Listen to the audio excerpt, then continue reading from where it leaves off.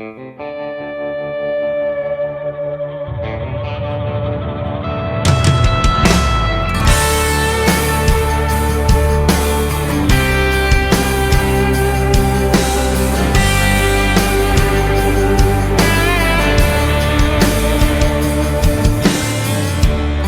clouds are coming, I can feel it on the wind. Lightning strikes, it takes me back there again. Back to the place that's always on my mind, just below the surface, hidden by the sands of time. You can run and you can hide, it'll find you every time. Try to drown it with the bottle, but that bottle runs dry. So down, down, down's how the story goes. I just keep digging this hole.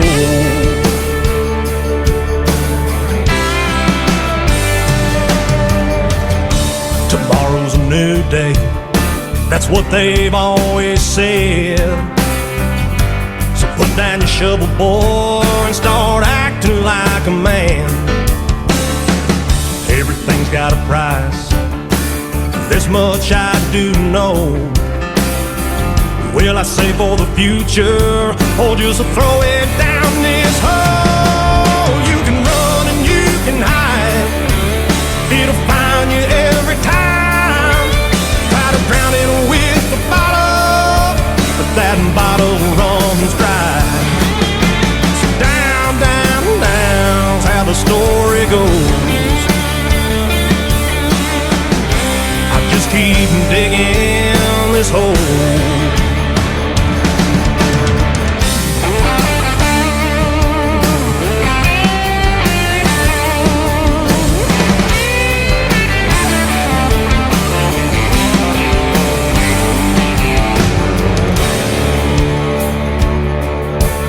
Focus on the future, make peace with the past.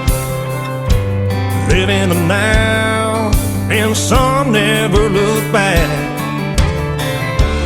Life's pretty simple, just like a song. Some sound right, and some sound so damn wrong. You can run and you can hide, it'll find you every time. Try to drown it with the bottle, but that bottle runs dry. So down, down, down's how the story goes. But I've done digging this hole. Yeah, I'm coming out of this hole.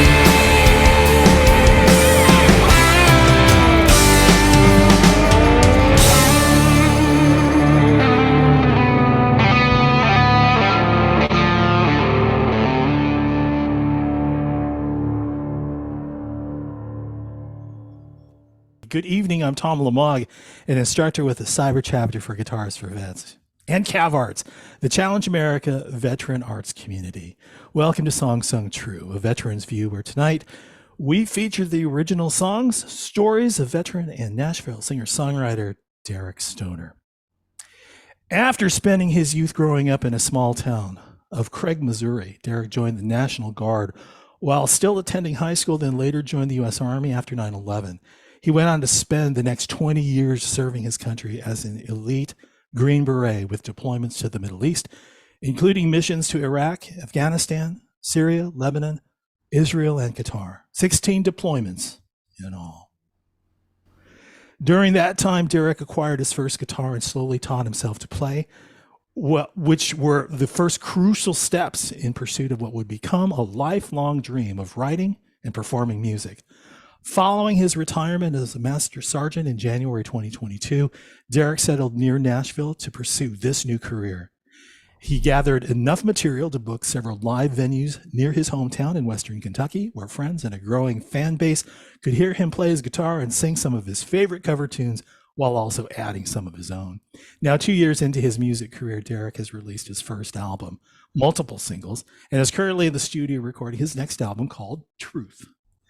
We're taking the next 60 minutes to talk with Derek about his life journey and to also hear some of his own songs live. That's why he's got his guitar. Hey, welcome, Derek. Thanks for coming to the program and helping us get to know you a little bit more, get your message out and some of your music. How are you this evening?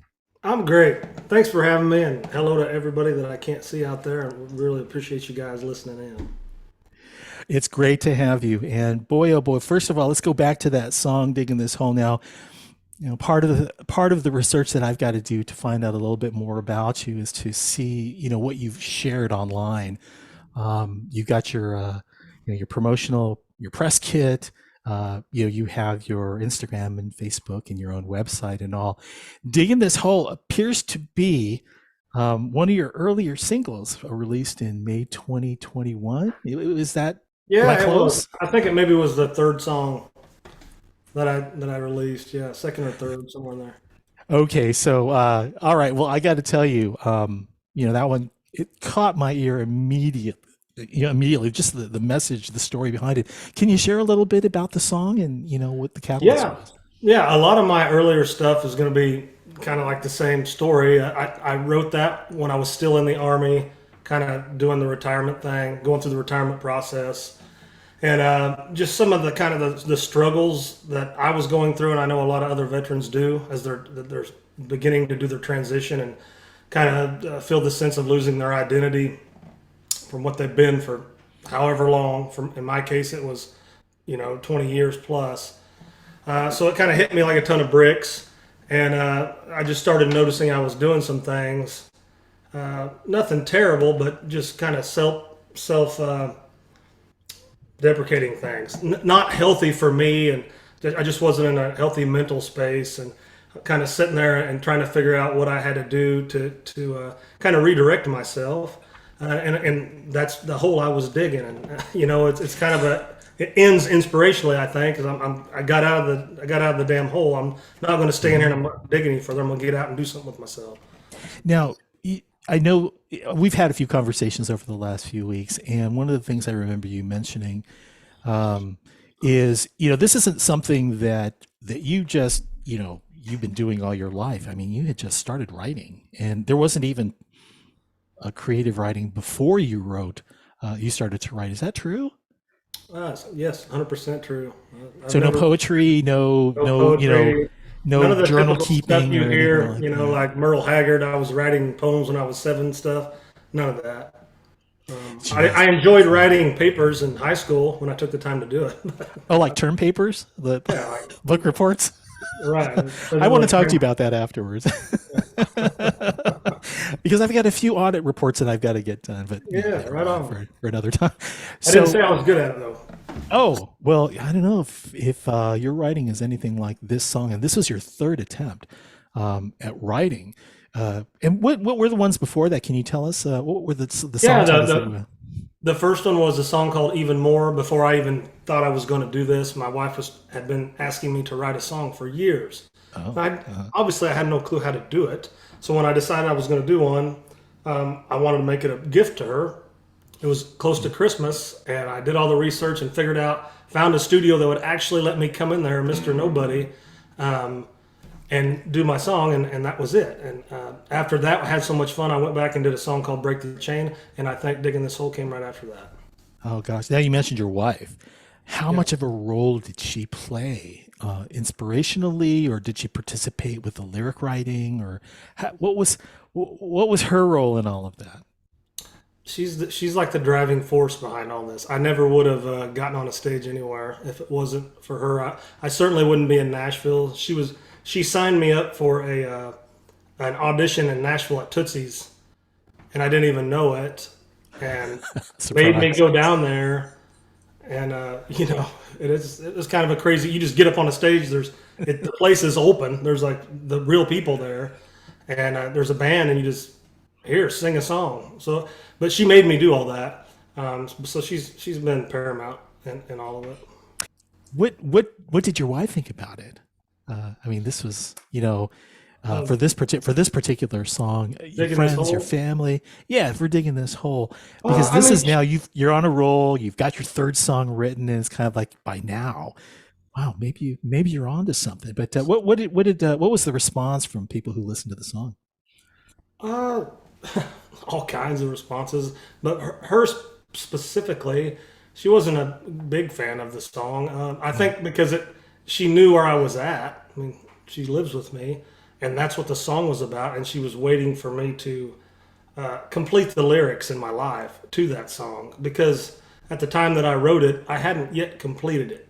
You know, physically, in reality, it was just I know mentally I'm going to come out of this type of thing. So.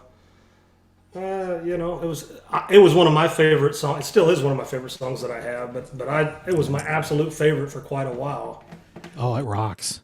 You had quite a band backing. Are these friends of yours that they helped you with this, No, or no, how? these are Nashville pros, and that's the only folks I was fortunate enough to get them the first time, and I've tried other things, and no, I just it's like I don't know, The luck like of the drinking draw? a 60-year-old wine the first time, and then you try a bottle of I don't know some crap. You're just not going to do it. Can't do that. Trial and error. It's Yeah, and I guess it's probably worth noting here, when you really started to get into doing music, right? It's only spanned the last couple of years, right? So this is not anything like, okay, well, I've been a working musician for the last no, 10 years. It's something that I aspire to. No, this is kind of like a crash course, isn't it? In learning how to absolutely. write.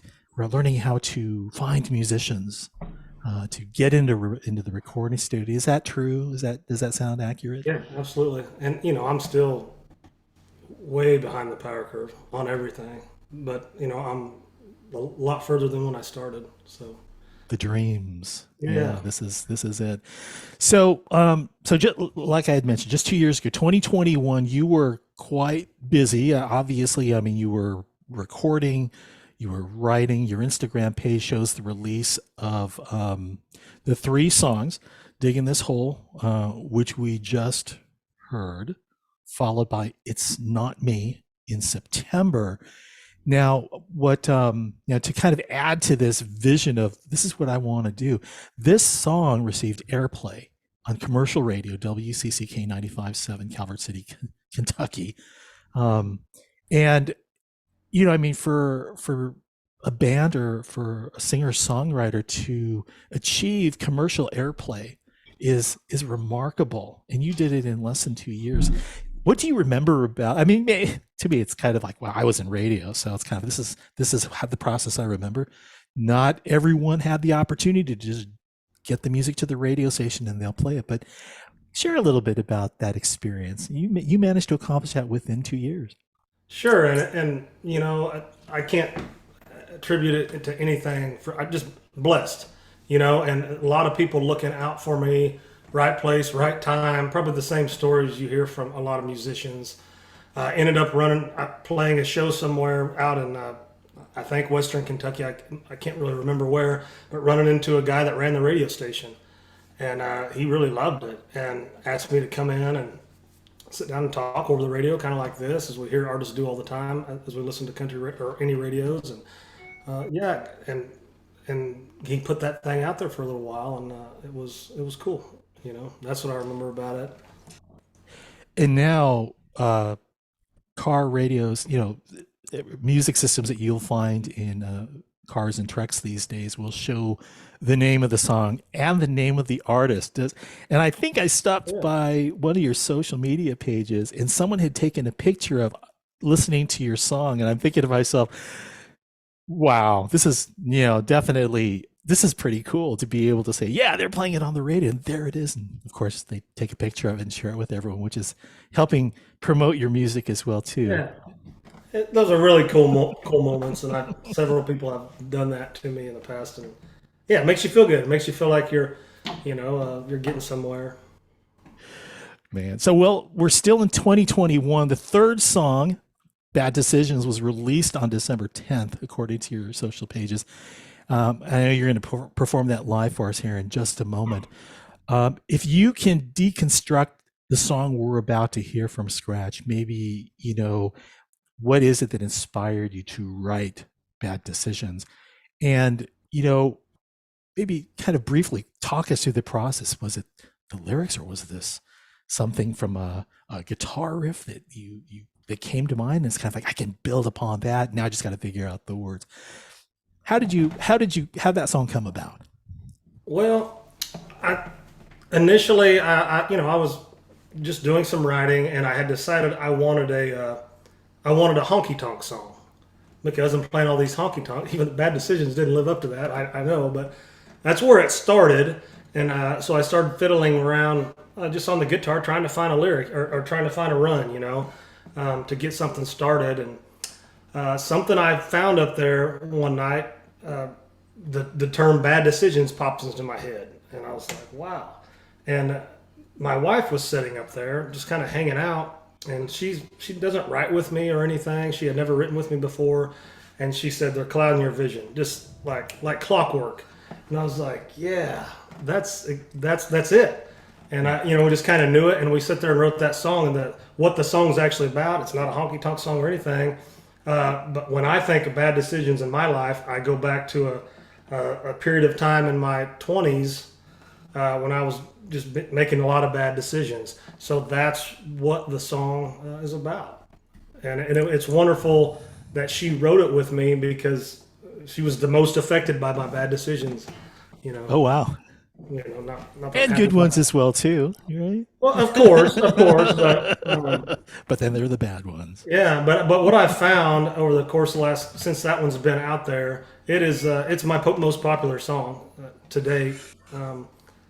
People resonate with it better than some of the others, because it kind of steps out of a lot of my songs are very military oriented, which I love that, and it hits home to the veteran base. But some others don't really see that, I think, but bad decisions is everybody. We all made bad decisions. So, all right. Well, I'd love to hear it. You want to go ahead and strum through that song for us? Yeah, let's do it. Derek Stoner, Bad Decisions.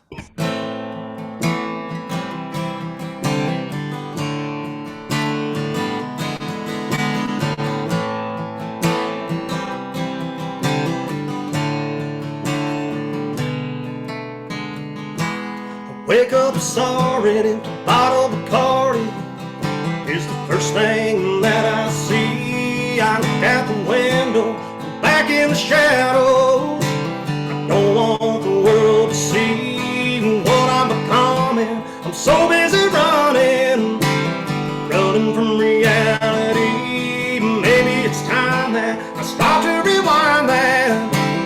Clock's counting down on me. I'm making bad decisions. They're clouding my vision, turning life upside down. It's 1:45, and then comes the sunlight right before I shut it down. I'm running on empty, and so is my whiskey.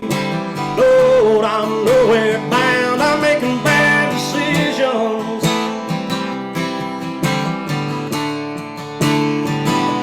She didn't come back. It's so easy to lose track, living life in this haze. But had I known she was gonna be gone, I would have changed my ways. But it's too late now. She's already left town on that late night train. She broke my heart, she tore it apart. Now all I have is pain from making bad decisions. Clouding my vision, turning life upside down. It's 1:45.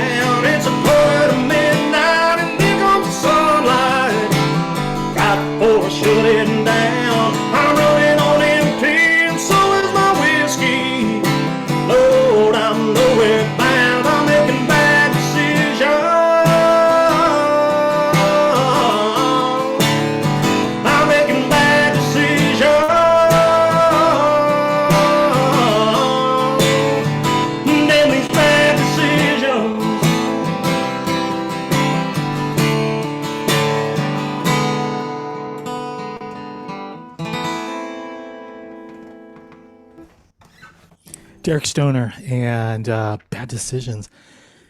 That's awesome, man. Thanks. Hopefully, is that coming through too loud? Oh, it sounded fine. I thank you, Melissa, who made the comment. Nice.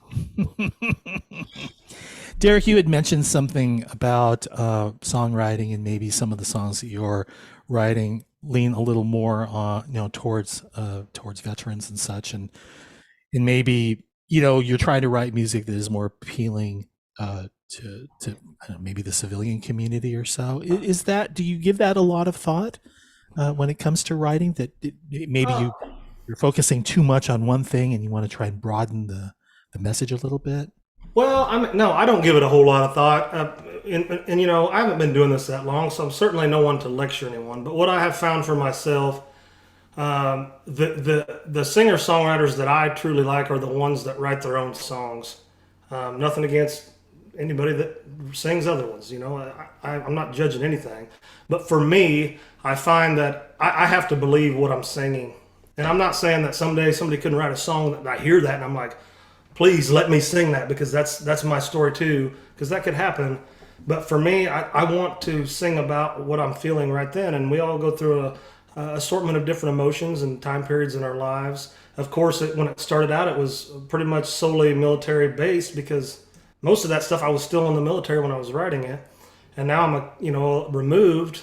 So other things start coming along because I'm getting different experiences in my life. So I think that's kind of what I focus on the most. From our chat, Ronnie Burgess, perfect. Daniel Bigelow, Daniel, well done, passing those messages on. Hey, by the way, Paul, our chapter coordinator, Paul Lilly, will be joining us with more questions later in the Zoomcast. So for those of you who are watching, feel free to enter those questions into the chat function, and we'll get that in front of Derek before the show is over. So going back to your song, Bad Decisions, a song, from what I am able to gather, it created a milestone for you as it appeared on your first extended play, your first EP called Break the Chain. So, I mean, that kind of like that and the other songs that I had mentioned were all put on this new EP and was perfectly timed. It was around the holidays of 2021 is what I gather. There must have been some anticipation, some excitement, some eagerness. It's your first. Can you recall that time? Oh yeah, of course. I was fired up. At the same time, I didn't know what to expect. Never done it before. All uncharted territory for me, and just a lot of excitement. And I really enjoyed the period of time when it was new and fresh, because as you all know, music gets old real quick to folks.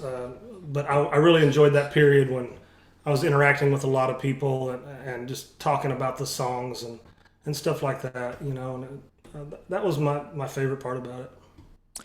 Now, speaking about getting in front of people, there are several images of you performing live in front of audiences. In fact, the opening video may have shown some of that. Also, on again, like your Instagram pages, you're out there quite frequently, and I would imagine you do come into a lot of people. Here's the one thing that stuck out in my mind as I'm looking through some of the posts, and that is you played about, or maybe even more than 200 shows in 2022. Is that true? It's true, yeah.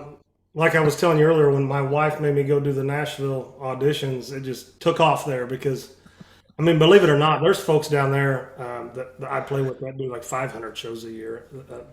Oh my goodness. Crazy. But yeah, it was a great opportunity for me. I learned, the best thing I got out of it was just musicianship and being around other players that were lifelong musicians, and just learning a lot from them. And then obviously the exposure, because in that area you're playing for people all across, not only all across America, but even the world. Every day, different folks, and I don't know of anywhere else you can do that. Maybe Las Vegas or something. But so it's a great opportunity for that, to really spread your word and your music. Very true. And boy, what better way to do that than doing a couple hundred shows? Yeah. Maybe you can. So for our audience, of course, we've got our veterans who are learning to play guitar. Some of them have these aspirations of actually playing, singing, maybe even jamming, maybe even beyond that. Maybe you can share, what it was like when you were, you're starting to play guitar and you thought, I'm good enough where I can sing. And can you talk a little bit about, what that really took for you to incorporate singing with your guitar playing? Well, for me, the only reason I wanted to play the guitar was so I could sing. Singing is my passion. And now, don't get me wrong, I love the guitar. But in my opinion, I'm a way better singer than I ever will be a guitar player. And that's not going to be for lack of trying, because I'm going to try until the day I die, because I'm in love with it. And it's a true challenge to me. With my voice, I feel like I didn't do anything for it. God gave me the voice, and I can do something with it if I choose. But He didn't give me this amazing. You get on Instagram and see a 5-year-old kid playing, ZZ Top. Like, I was like, it would take me like a year before I could even play that. To me that's a gift. And but that's what intrigues me about the guitar, because it's work. It's work, and you earn every note, every fret, and it's a fun journey. So what I would say to any, because we're all different. Some people pick things up faster than others do, and I'll say once again, the guitar did not come natural to me, and still doesn't. By the way, I spend hours every day playing this thing, and I do love it, but it has become work. But I would say, if you're passionate about it, I guess, to take an old, Braveheart, my favorite movie quote, have the courage to follow it. And you will not be disappointed. Even if at the end of the day you never even played your guitar, it will have led you into something better than where you were at. And that would be my advice. So guitar obviously it sounded more of the challenge than the actual singing, because you probably did a lot of singing, but not a whole lot of guitar playing. Well, yeah, I mean, I've been singing to the radio all my life, like probably most folks, but not playing guitar. So it was like, not that I, was great at singing or anything, but at least I knew how to sing, kind of. But I didn't know anything about this. So when you start to try to match them up, boy, all you can think about, like, I couldn't even sing anymore, because 99% of my brain is thinking about what my hands are doing to stop that wretched sound that's coming off this box on the front of me, and so it takes a considerable amount of work. It did for me anyways, to get to where you can feel comfortable playing, and not have to think about it. So you're able to vocalize how you want to vocalize. I got to ask you this question, because most of the musicians, several of the guitar players that I would jam with, or would just go ahead and perform with, they've had their stories about locking themselves away and don't bother me for X number of hours, days, weeks, because I gotta get this right. Are you one of those types of musicians? Absolutely. Yeah, absolutely. So you mentioned I was really busy last year, and I was busy on the front end of this year, but I have decided to slow way down as far as shows go, because I'm trying to create, now that I know what it is, I know what show I want to have now. I know what capabilities I can live within, and I'm taking the next 2 or 3 months. I'm going to be playing a few things, but not very many, and that's what I'm doing right now. I play guitar probably 10 hours a day, and I know that sounds ridiculous, but that's what I do for work. I approach it mentally like that, to learning. I want to shift gears for a minute here and kind of lean on maybe some of your experience within the military. Is there anything that sticks out to you in your military training, your training, the experience, just some of the values, experiences that you can apply directly to being a musician, a songwriter, guitar player? I mean, if you're going to go ahead and just allocate X amount of hours in a sitting, even today, that's got to come from somewhere. That motivation's got to come from somewhere. Does it tie back into what you were doing as a Green Beret? Yeah, I think what ties back is how you execute it. It absolutely does.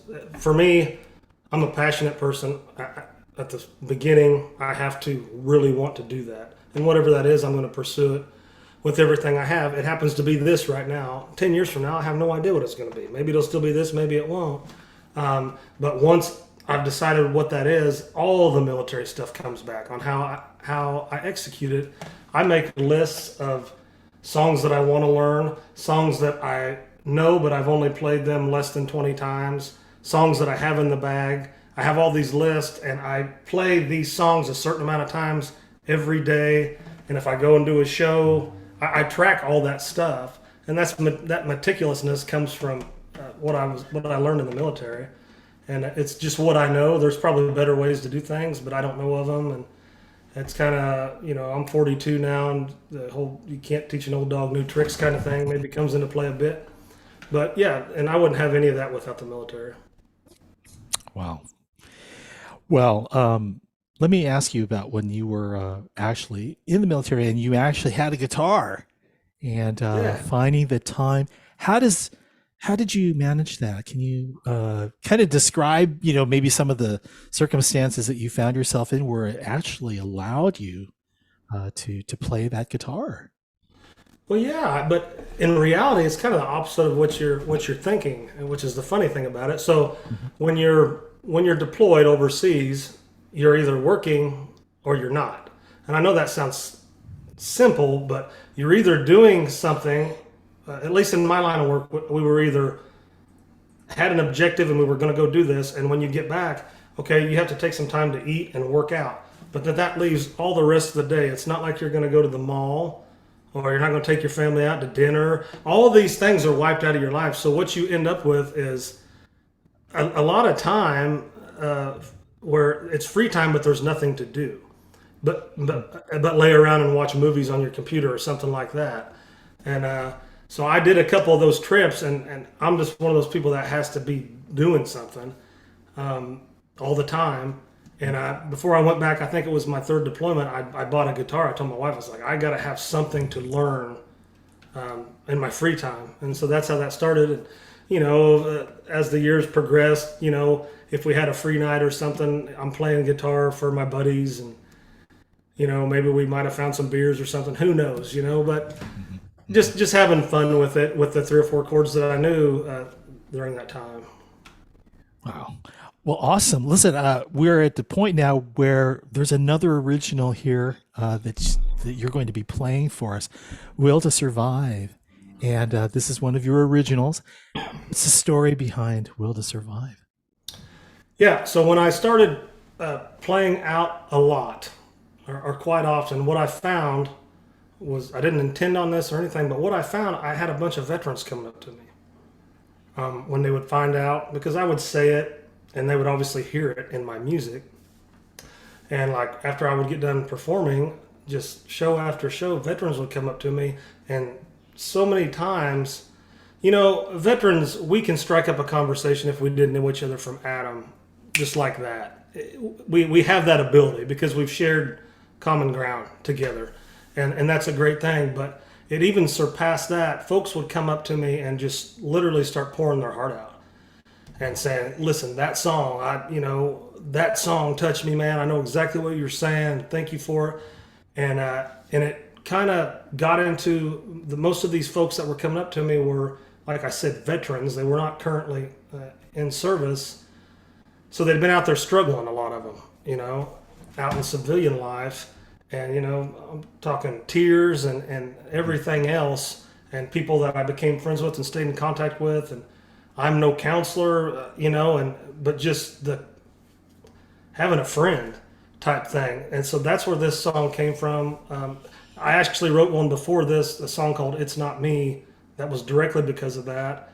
And both of the songs sound completely different, obviously, but they both mean the same thing. It's like we did all this stuff, and now you're back. You have to take care of yourself, and you have to take care of your family. You can't live you get removed from like a big part of what your family was, being the military, and it's gone. It's not forever gone. You can keep brothers and sisters along the way, but you're not going to keep it all. You're not going to keep the same experience, but you have to be resilient. There's light at the end of the tunnel, and that's where it stems from. Fantastic. Well, Will to Survive. And Derek Stoner, let's hear it.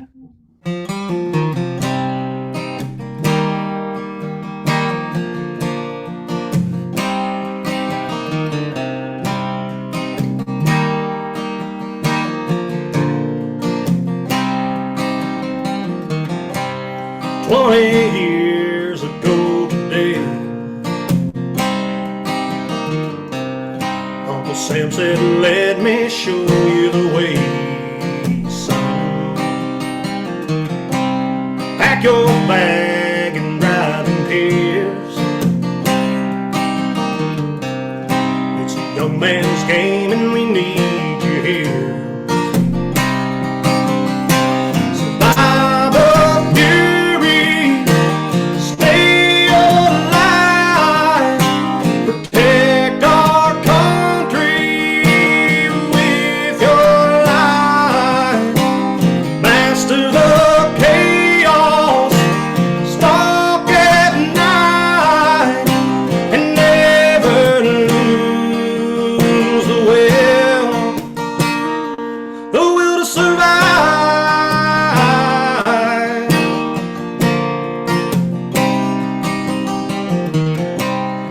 Your back and toe the line.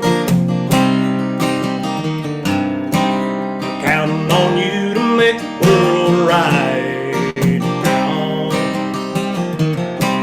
Your innocence lets out one last cry.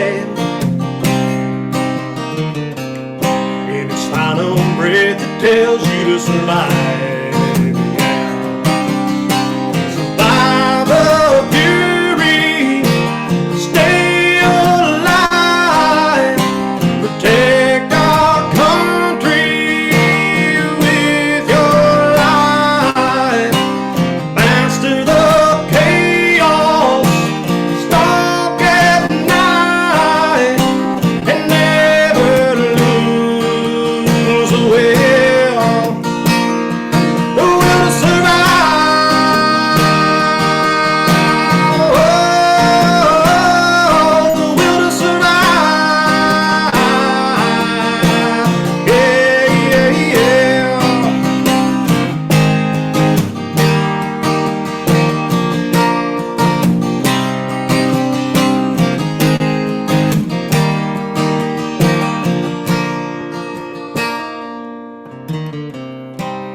Did your duty, you served your time. Now the war you fight lives on the inside. Nothing is normal and nothing feels right, but you gotta hold on to your will to survive.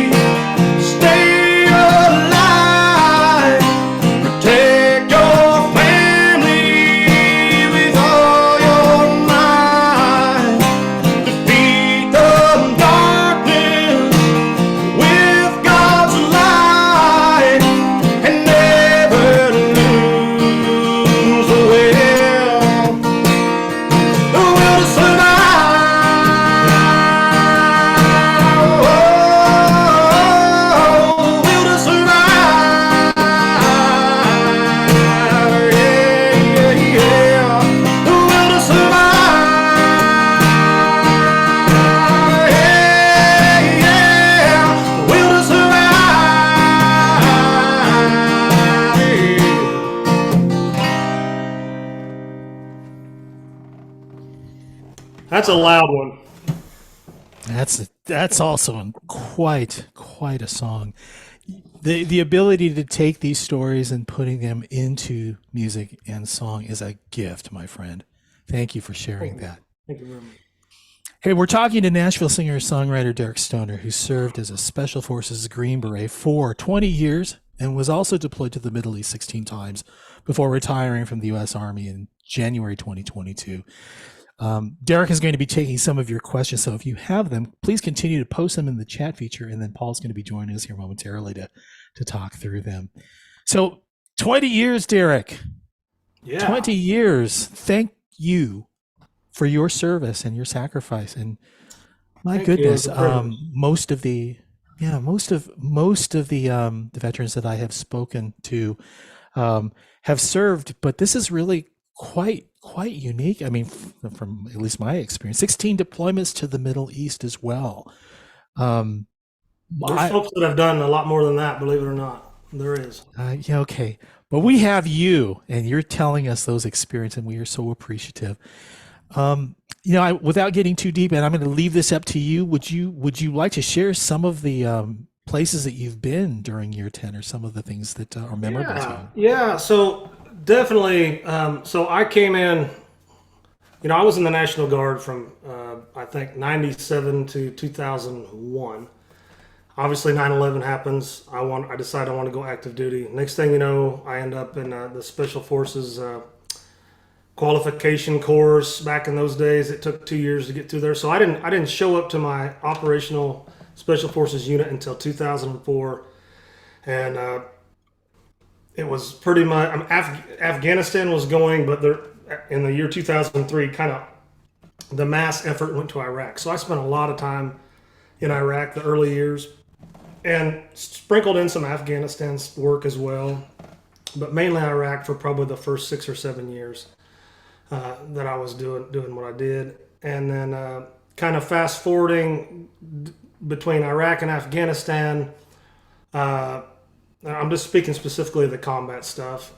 Syria, the Syria thing, Turkey-Syria thing kind of kicked off and kind of ended up doing the last portion of that, mainly in those areas. Would still do some Iraq stuff and bounce around. And then there was also other different type missions in several different other Middle Eastern countries, Israel, Qatar, Yemen, Oman, Jordan, a whole bunch of other places. So you get a real good geography lesson, when you, I guess we're in the last 20 years, and as we all know, that's probably going to continue. So, that's mainly where I spent my time, those various different places. But Wow. Of course, because you have to work with a lot of people. Are there any individuals that you remember fondly from your time, from your deployments, that may have helped you become the person you are? oh, mercy, yeah, there's too many to mention. But to keep it broad, I would, a special forces unit is called a operational detachment alpha, and I know not trying to insult anybody's intelligence, but for those that don't know, it's a small 12-man team, and the leader of that team is what's called a team sergeant. And I had several of them throughout my career, and so many of those guys, they're like having dad around all the time. But all of a sudden you're a man, so you're actually listening to your dad and gleaning everything you can for him in order to not only get yourself killed, but your brothers, So yeah, and I'm not going to mention any names or anything like that. But then there are others along the way as well, teammates. When I first got in the Special Forces, I was 23 years old when I was first actually qualified. I had all the training, supposedly, that I had, but to come to find out, once you're what they say is qualified, your training really just started. It takes years, and you find that out very quickly when you arrive at a team of salty Green Berets that have been kicking doors in and kicking ass for years. You realize that you don't know jack. So I can attribute that to so many people. Oh, thank you again, Derek. Let's fast forward to leaving and re-entering civilian life. What do you remember from that? No, I didn't like it. I had a rough time with it. By the time prior to me leaving, I worked myself up, and I was the guy I just described to you, but for other people under me, and it was a great place to be. It was a great way to end it, but I didn't want it to end, But reality sets in, and it was time for me to go, both as far as Army doctrine goes, and mentally and physically. It was over. It was over, but it's hard to accept that. Because it feels like you're accepting it all in one day, virtually. Right. Oh my goodness. So I struggled with it for a while, but the godsend was this, and that's what's so great about what y'all are doing, by the way, because it's funny, but this thing probably saved my life, and it's amazing. But you all know that, and that's why you got this organization. So, tip of the hat. All right.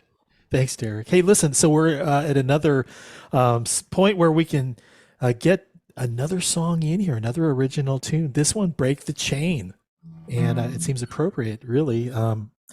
What's the story behind this song? So don't mind me, I'm going to do a little tuning while I do this, but this was the second song that I put out. This speaks specifically to what you were just talking about.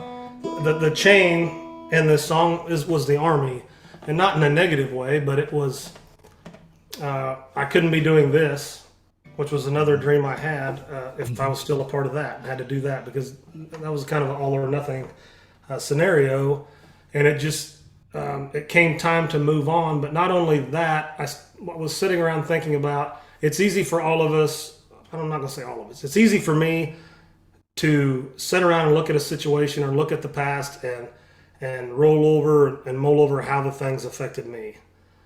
And forget all about how it has affected my wife, my children, and everything else. And I really started reflecting on that a lot when I was getting out. And that's really what this song's about. It's about leaving the military, all the great things that it provided me, but also all the hardships, not on just me, but on my family. And it was time to break it and to move on. Well, real good. So, "Break the Chain," Derek Stoner.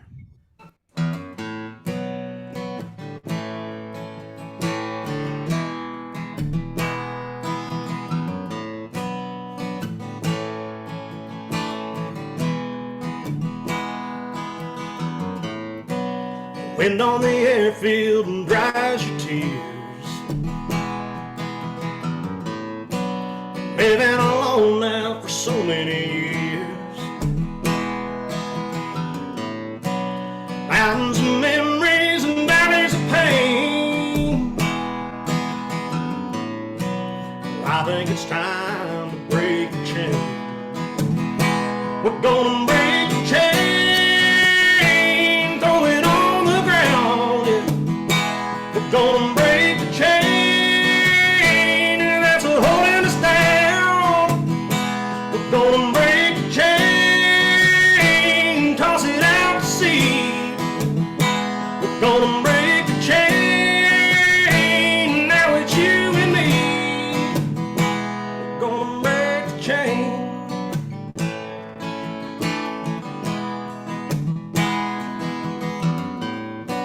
The losses are real and the time is gone. Too many nights spent away from home. Lord, I hope it hasn't been in vain. I think it's time to break the chain. We're gonna break the chain, throw it on the ground.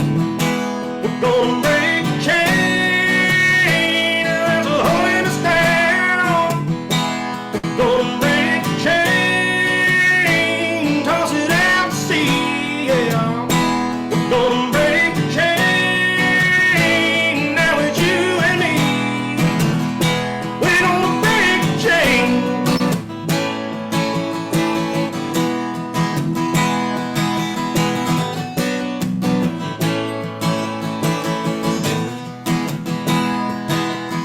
There's a light at the end where we can step in. Baby, you can start to see. We're gonna break the chain. Oh yeah.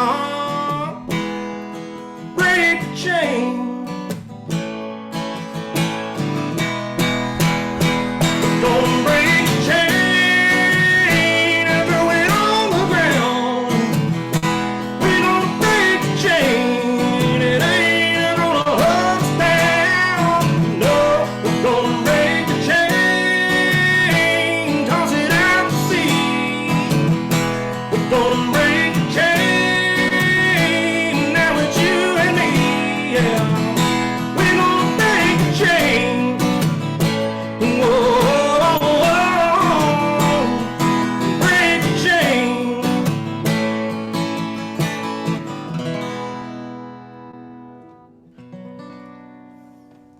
Derek Stoner, everyone. All right. Hear those guitar flubs in there?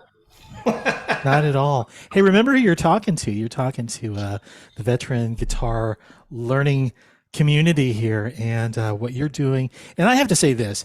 I know you mentioned how you're still learning to play guitar. Oh, yeah, you're getting some really nice licks, some hammer-ons in there. You're moving up the neck. I think you're doing awesome, dude. For Thanks. Raleigh. Now, let me go back to guitar, and you had obviously some downtime. Do you remember your first guitar, and what was it? I do remember it. I don't remember what it was. My brother has it now. He's in the Air Force. He lives in Florida. I could call him, but that's going to bore everybody. I can't remember. Maybe a Yamaha, but I'd be lying. Oh, okay. But he has it. I give it to him. It was actually when I was in high school. I got that guitar. I don't remember how I got it, but I never learned how to play it. I just never learned how to play it at all. And at one point, he asked me if he could have it, and I was like, "Yeah." But I called him once I decided I'm actually going to be a guitar player. 20 years later, I said, "I don't want it back, but don't you ever get rid of it." Oh yeah. Get rid of it. It's mine. So I don't know. Mind. And you're playing what now? Is that a Taylor that you're playing now? This is a Taylor. Yeah, it's this particular one here. I have a few of them. This is my nicest one. It's my favorite. Her name's Charlemagne, by the way. But it's an 814 concert edition. I love Taylors. My wife bought me this probably 10 years ago. Couldn't play a lick, but I had begged her for one. Oh my gosh. She got it for me it was either birthday or Christmas present. And once again, it sits on the shelf because I would never take it overseas. It's too nice of a guitar to do that. Insurance. Just get insurance. You're good. Well, I do have insurance, but I still couldn't bear. I have a 5 Series. Oh gosh. Too nice to be doing that, and I took it back and forth for years, and it's beat to hell. You're talking series numbers already. Good Lord. Yeah. That's pretty impressive, Derek. Well, listen, it's about that time. It's time to bring Paul Lilly in to run through some of the questions that have come through on the chat. And if you have a question, the audience, feel free to throw it in there. And Paul, what you got? Thanks, Tom. Derek, we're just seeing a lot of gratitude in the chat tonight. Great. Thank you, guys. And it reminds me of one of my favorite authors when I was growing up was Richard Bach, and he would talk about the writing process being a very personal creative process, and he likened it to opening up a vein to start that writing process. So I appreciate what you're giving us tonight with your music. I could definitely tell you're a guitar player as well. When I was listening to your music in preparation for this, I was drawn to a lot of the acoustic beginnings that you have with a lot of your songs, and even in the song you just played, or Will to Survive, all those kind of runs and licks between the chords, you could tell that you're really using the instrument. So it's awesome. I'm going to go back up here on the chat. We have Mountain People who wants to know about your creative process. Is it the lyrics first, or is it the music? I would say for me, there's not a specific. If I had to do a majority, with me, it starts with an idea. Then it goes to, let me put this on the guitar somewhere so I can tell where I'm going to sing this, and then comes the lyrics. That's most of the time. But there are times where just a couple lyrics come out, and I'm like, I have to make this into something. It is just an observation from Melissa for all of the gigs that you had played. She was observing that it's pretty amazing that you still have your hands attached. Well, thank you. We're still working for right now. Joel wants to know, how did you find your voice when you started to sing? Just through doing it over and over and over. If I go back a couple years ago and listen to myself sing, it gags me. It still gags me today. We all hear when we hear our own voice. I think I'm not the only person like this, but I don't think anybody likes to hear their own voice, even talking. It weirds me out when I hear myself. But just by doing it over and over, and like your vocal cords are an instrument as well, and by practice and repetition, you figure out how to do things with them, and mainly for me, control them, because as you can tell, I'm loud in a lot of my songs, not all of them. All the ones I'm doing for you tonight, they're all loud songs, and that took a lot of figuring out how to control it and not do a yell. You don't want it to be yelling. Well, maybe you could vote for one of this because the chat is really liking your voice. I mean, it's a very authentic, strong voice. Daniel says it's tremendously strong, reminds him of Garth or Charlie Rich or Merle Haggard. I was hearing a little bit of a Travis Tritt vibe. Gary thought a little bit of Toby Keith in there as well. Don't make me pull out the covers, guys. Yeah, I guess if I have to vote, it'd be Travis Tritt, because I know so many of his songs, and he was just.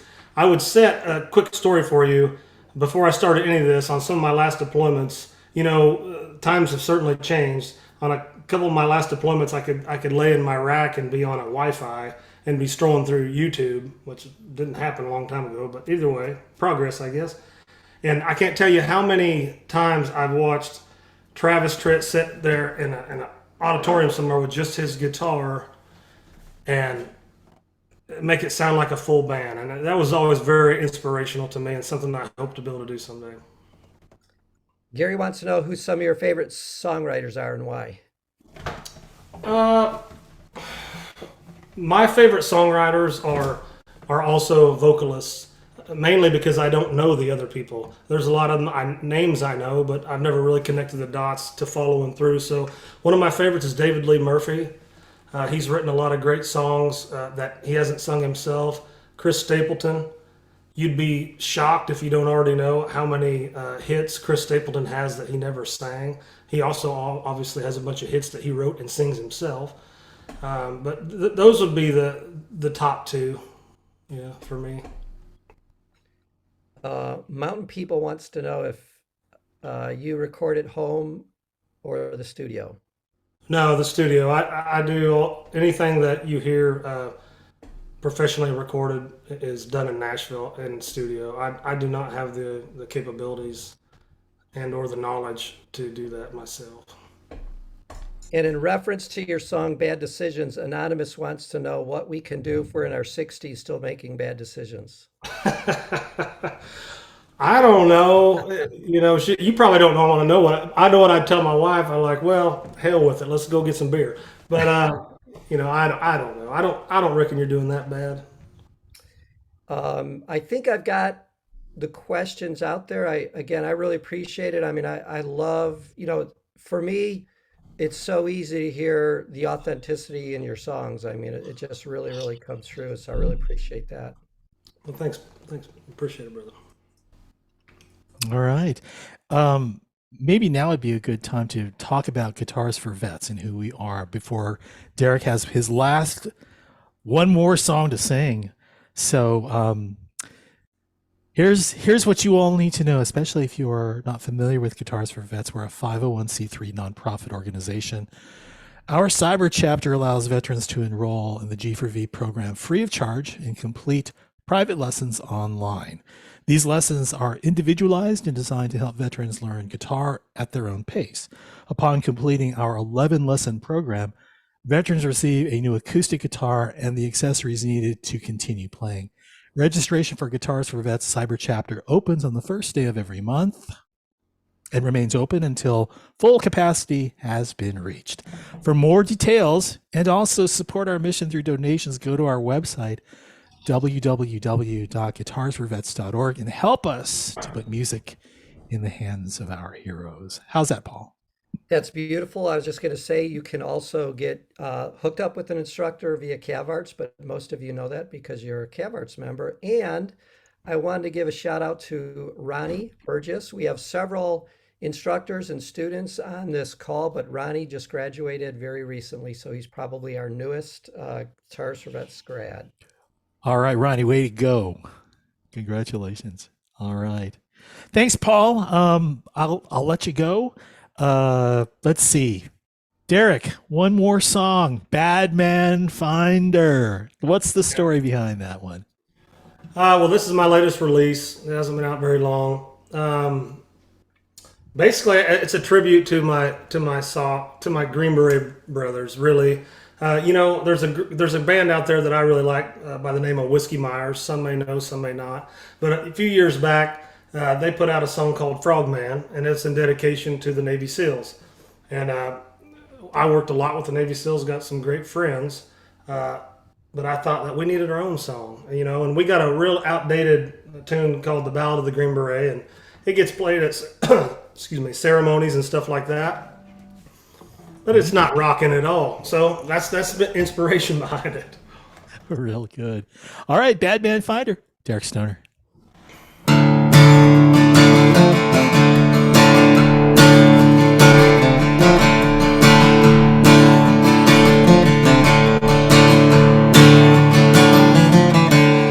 Salt rings on my sleeves. This desert heat makes it hard to breathe. I wake up when the sun goes down. Gotta prep these tools of the trade. My guns are old and I've got my blade. Gonna bring old glory into your house. You better run and you better hide. We don't knock before we come inside.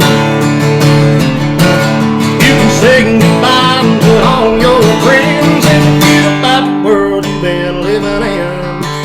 I'm a bad man finder. Bad man finder. Dark cloud fills the air as the ships of the sky are coming down to bear. Feet hit the ground, I'm a running, I'm gunning for you. Lasers light up the night, the flash of the muzzle, it's a firefight. 3, 2, 1, boom, and let the party begin.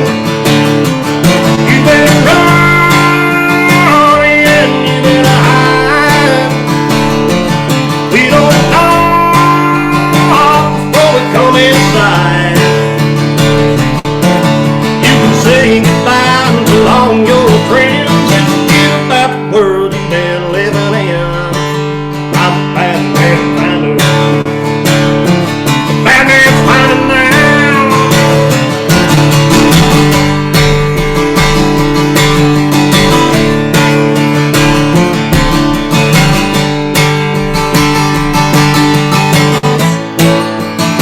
Yeah, you better run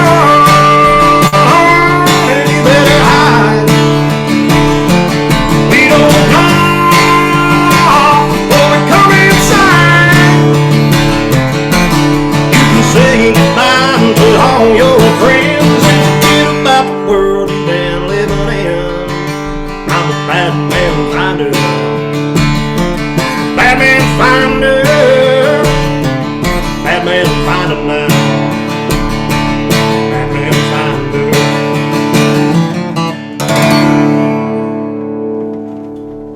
Oh, yeah. That was awesome. I see Super Bowl Sunday written all over that one, Derek. I don't know why. Awesome. Hey, tell us where we can find your music and your touring schedule and your videos. Where can we find that? Yeah, so I have a website, derekstonermusic.com. Spelled basically just how it sounds. Derek is Derek. I have Instagram, Facebook, YouTube. It's all Derek Stoner Music. As far as music that I put out, anywhere you stream your music, Spotify, Apple Music, Amazon, any of that stuff, Pandora, it's all there. Just type my name in and it'll pop up. All right, fantastic. Well, listen, we're going to go ahead and We're 8 minutes after the hour. We're going to go ahead and bring things to a close. Thank you all for watching Song Sung True, A Veteran's View. We hope you've enjoyed the conversation with Derek Stoner. Next month is episode 5. We'll be joined by Iraq War Army veteran, full-time Denver firefighter, singer, songwriter, and family man Tim Megan Jr. It's going to be Thursday, November 16th, 5:30 p.m. Pacific, 8:30 p.m. Eastern. For Guitars for Vets and Challenge America Veteran Arts Community Cav Arts, I'm Tom Lamog. Until next time, everyone, thank you. Good night. Thanks, Derek. Thanks, Paul. Take it easy.